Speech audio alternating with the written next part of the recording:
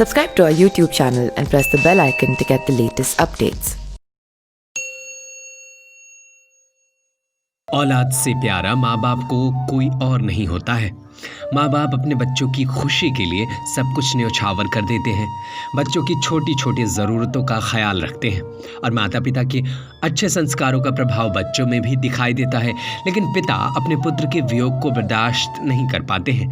रामायण में भी ये बात बताया गया है। जैसे ही राजा दशरथ से उनकी रानी कैकई राम के वनवास का वर मांगती हैं, उसी क्षण जैसे राजा दशरथ के प्राण हलक में आ जाते हैं।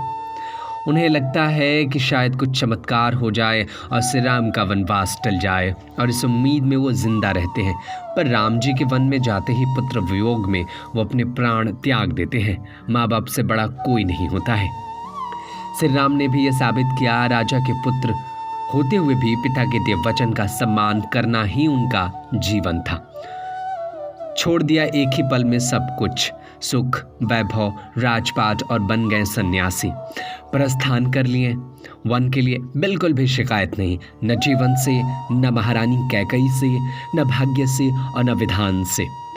प्रभु राम ही कर सकते थे ये, और नियति ने भी यही तय कर रखा था। जीवन विषमताओं से भरा होता है। यहाँ कदम कदम पर नई चुनौतियाँ इंसान के सामने सर उठाकर खड़ी होती हैं।